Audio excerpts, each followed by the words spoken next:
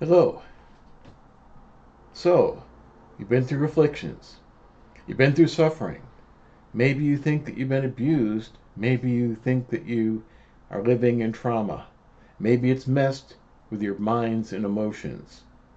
So, what do? You aim to be healed and to thrive afterwards. Before we get into this much further, please click like and subscribe, and please share also if this is helpful for you. It's a sign of healing of trauma that you can eventually archive your stories, and your healing is there. That it's still part of. You're not sweeping anything under the rug or letting anyone off the hook for any sort of criminal behavior or anything like that. But you're dealing with your own heart, your own forgiveness, and you're putting it in the past.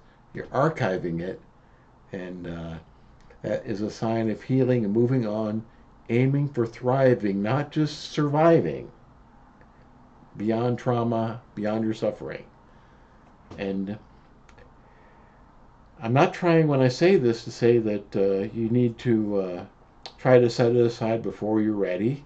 I'm not trying to, when I say this, say that um, anyone should not tell their story, but most likely to a counselor, if criminal behavior, to law enforcement, and to relatives to know how it affects you. But you may not need to get up and tell your story in front of a lot of people. Be ready to, yes, be ready to testify to how God has healed you if He's been doing that. But sometimes I think it is really definitely a sign of healing. Your story is archived, ready there to be told if you need to, but it's not a weight upon your life at the moment. So let's take a look at the book of Hebrews.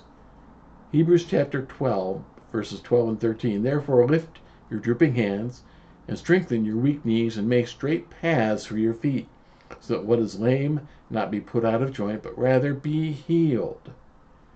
Yeah, metaphors right there for your life, that your drooping hands mounting up like wings as eagles, as Isaiah has put it, making straight paths to your feet, making a straight path of goals, setting aside a new future for yourself.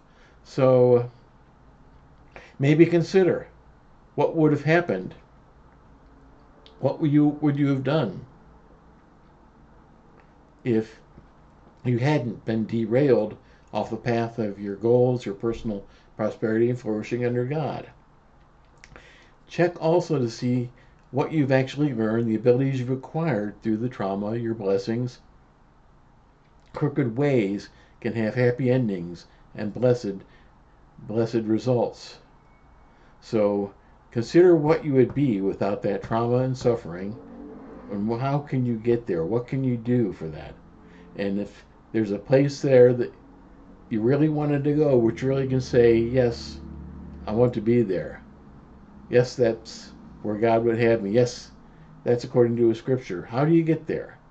Um, Consider your goals, consider your actions, make those straight paths for your feet. Think it over, sit down, journal, work through it, pray about it, and find out how you get there.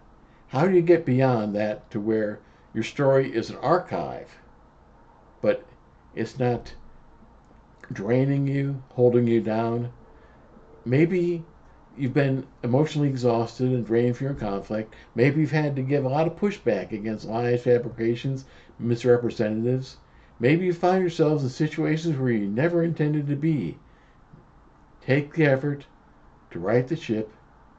Consider what it means to be thriving instead of surviving, and living beyond the story instead of still living in the story.